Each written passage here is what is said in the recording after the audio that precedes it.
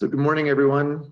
Welcome to VIA's webinar on responding to COVID-19, how agencies can optimize transit resources during emergencies. Thank you very much to the Canadian Urban Transit Association for hosting this morning. As Oliver said, I'm Hamish Campbell. I'm the country manager for Canada at VIA On-Demand Transit, a company that uses innovative technology and approaches to improve public mobility around the world. And I'm joined by my colleague, David, who is VP of Global Partnerships at VIA. First and foremost, wherever you are, we hope that you're safe and healthy, and we really appreciate you taking the time today to learn about how transit agencies are leveraging technology for the current crisis in the face of the current COVID-19 pandemic. In terms of an agenda for today, VIA, we operate in 22 countries, so we really have a global lens on how COVID-19 pandemic is impacting the mobility needs of communities worldwide. So in this webinar today, we're going to talk about a few things. One, the transportation challenges that are being presented by the COVID-19 pandemic. Two, how some transit agencies, cities, and others who are tasked with providing transportation in their communities are repurposing their resources in response. So some of the examples include temporarily redesigning transit networks to address critical mobility needs, getting essential workers, so that includes care workers, utility workers, people that work in grocery stores and pharmacies and other essential businesses to their jobs, as well as delivering goods and critical supplies to people where they are. Third, we're going to go through some case studies from around the world to give a more specific sense of how these challenges are being tackled by others, and then we'll wrap up, and we'll look forward to your questions, a Q&A session at the end. So what's at stake? As you all know, this is an unprecedented time of crisis. COVID-19 is spreading across the world and has been detected on every continent. So the context really is rapidly changing and is different in each location. What is common is that social distancing measures have put in place, and movement really is being restricted to only critical trips at this time. This is important, as we know, because COVID-19 can impact anyone, and it's especially important that we protect older adults and other at-risk populations. Restaurants, bars, retail, and other non-essential businesses are closed or operating under limitations, and people are working at home wherever possible. So under the best of circumstances, transit agencies play a critical role in connecting people to work, to critical services, and to other important places in their communities. But as we know, this role is shifting during the pandemic, and agencies are really grappling now with how to adapt their fixed route networks to address their constantly changing situation.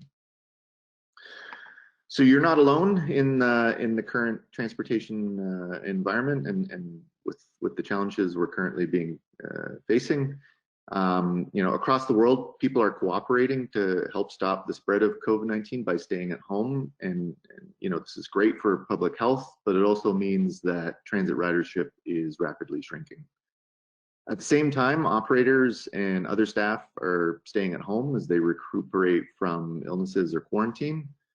But meanwhile, service continuity is critical, and essential workers need to get to work. So doctors, nurses, other healthcare personnel, along with people who operate our critical utilities and public services, and those who work in grocery stores, pharmacies, and other essential businesses, many of them really still do rely on transit.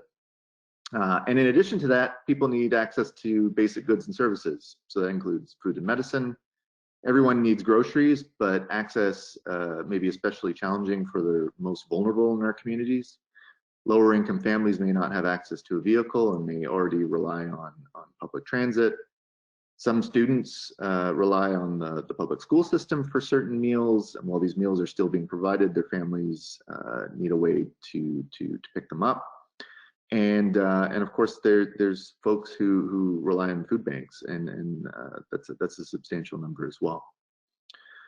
We have seniors who may rely on senior community centers. So, how do we respond to that? So with all of these challenges, some are attempting to provide typical levels of service, other agencies are cutting service, but it's challenging to decide which routes to maintain and which frequency to maintain. And if service is cut, this often means surplus vehicles and operators who are not working.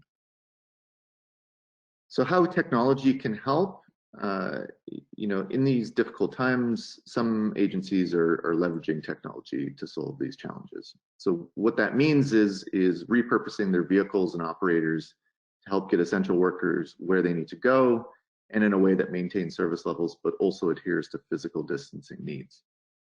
Some are also using their existing resources to help people get the goods and supplies they need during the crisis. We at VIA, we know very well that the needs of every community are different and that a single city or community may have different needs at different stages in their response to this crisis.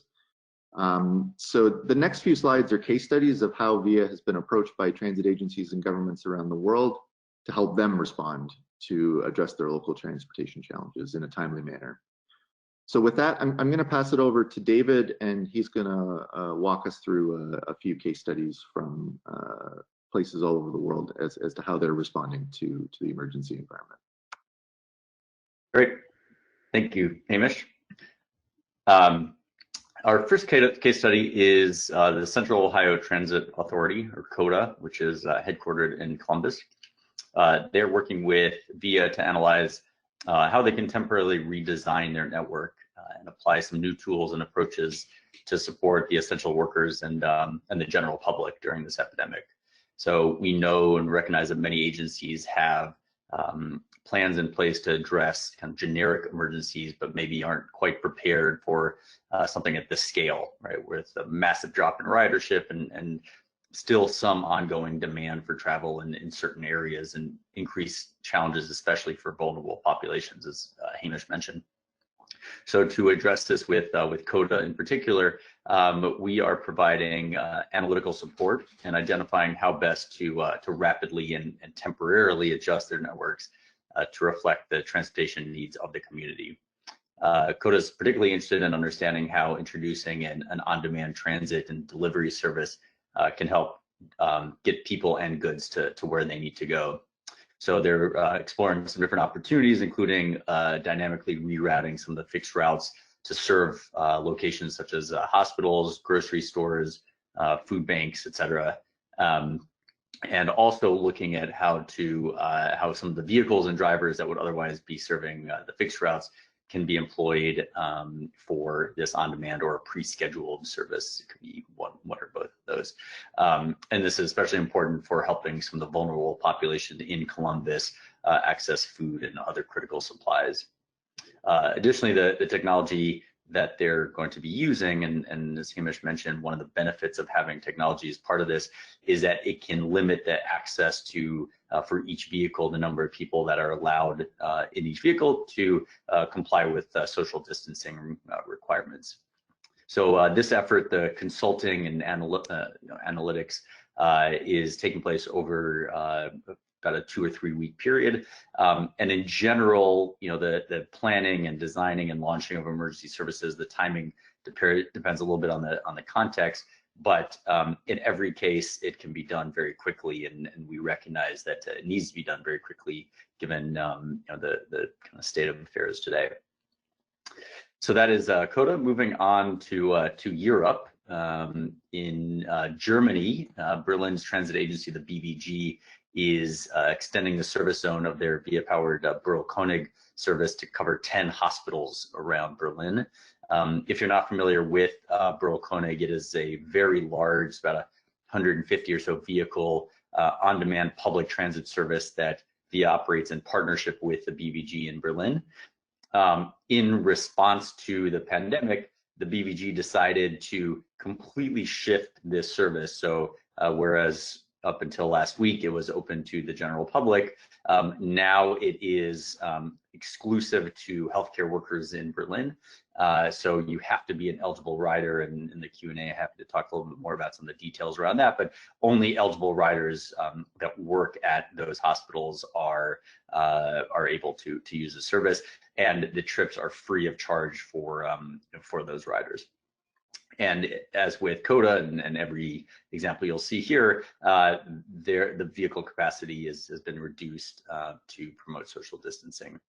And in this case, we're able to launch or to change that service and launch this validation and registration process for healthcare workers in less than a week. And it's been live for about a week now and has received a very positive response from the city, from the transit authority, from the hospitals that are served by it. And in fact, this week, actually, we are going to also be launching a similar service for emergency workers in a major Middle East capital, which will be announced probably tomorrow. The city's transit authority is reducing the frequency of their fixed route network. And so as in parallel to that, they're launching a brand new on-demand service with up to 60 shuttles specifically to transport hospital workers free of charge. Moving on to the lovely island of Malta.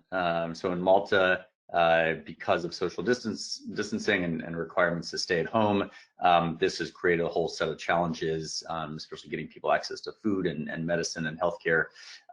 So Cool in Malta, which is an existing VIA-powered on-demand service, has extended the zone to cover the entire country. So it started with probably about half of the country, and now it is covering the entire country, which happened, that happened over the course of a couple of days. And it is normally a shared ride service. So as Hamish mentioned, most of our deployments, or all of our deployments around the world, are in shared on-demand vehicles. In this case, Malta has decided, Cool's decided to turn all of their vehicles into private vehicles, so there's no sharing. And in addition, they're providing free trips to all volunteers who are working on this crisis. Another functionality that is different from Cool versus a number of other cities that we'll be discussing today is they're actually introducing a goods delivery component as well. So they're partnering with local grocery stores and small businesses that might not have a delivery capability.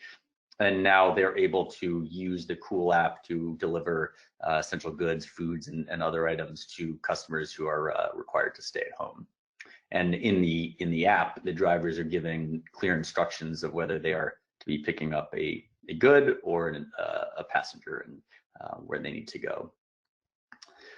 So moving on to closer to home in the United States here. An Ivy League university in the Northeast United States had an existing on-demand, or has an existing on-demand service for its night bus. So an evening van service for students and staff and faculty of the university that has been very popular and running for about a year now. What they decided to do, and in parallel to this on-demand service, they also have a fixed route network around not only the campus, but the city around it. What they have decided to do with, due to COVID-19 and the drop in demand, is to get rid of all of their fixed route buses and make the whole system on demand. So they've expanded the on-demand service to cover all hours of the day, and they're also reducing the max vehicle capacity by 50%. To promote social distancing. So the goal of that service is that during a period where overall demand is dropped off significantly, to provide additional flexibility for their riders who still need to access work and other services that are mandatory.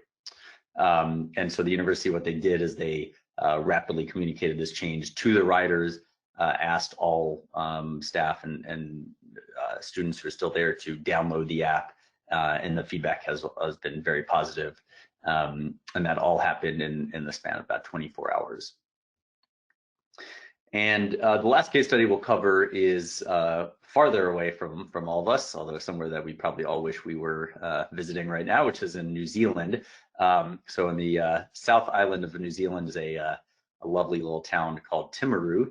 And what Timaru is planning on doing was being the first city in New Zealand and one of the first cities anywhere in the world to completely replace its fixed route network with on-demand shuttles.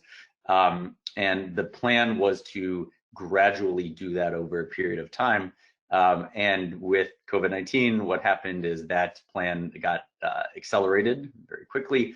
And so they decided right away they wanted to just launch the new, it's called My Way service to cover the entire city and take the fixed routes offline.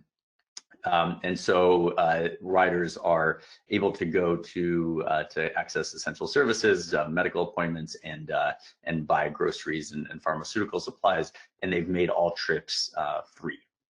They set the maximum capacity of the vehicles to 3 riders, even though they're larger vehicles that can obviously fit much more. And the feedback early on, this has been live for about a week and a half or so, the feedback has been very positive. The agency said that, you know, and I quote here from one of the senior staff members, it was a logical move and has removed the need to run the fleet of large buses to meet the lower demand during this lockdown. The drivers and operational staff are doing an outstanding job helping our community and keeping everyone safe. So with that, I will hand things back to Hamish to wrap things up.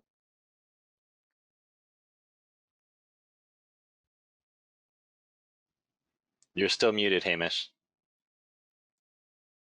Thank you, Oliver. Sorry. Thanks, David.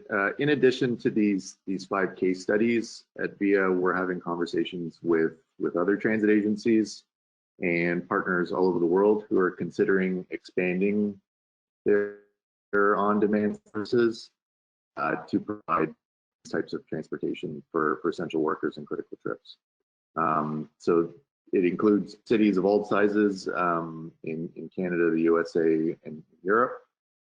For those who are less familiar with VIA, we've been providing technology and operational expertise for 8 years with a focus on developing dynamic on-demand solutions.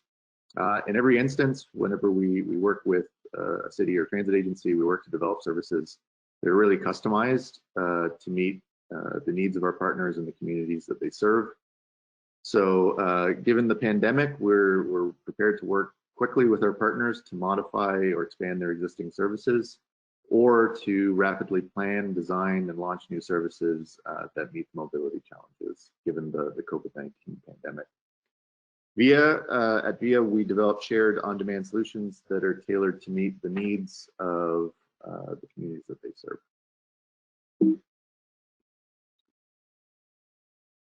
So with that, you know, I really want to emphasize that we're all in this together, and at VIA, we're here to help. So these are really incredibly challenging times. Technology presents an opportunity for transit agencies to leverage their resources to make sure that essential workers can get to their jobs without putting others at risk, to protect the most vulnerable in communities with reliable access to food and critical supplies, and also to lay the groundwork for a crisis response strategy that will serve them into the future. So right now we are focused on collaborating with partners to identify ways partners can leverage technology to continue to provide services that are safe and designed to meet the unique transportation challenges of COVID-19. Thank you very much for taking the time to participate today in this webinar. Best wishes to everybody in this difficult time, and good health. If you'd like to get in touch with us, here are our email addresses. And with that, I will pass it back to Oliver for the question and answer period.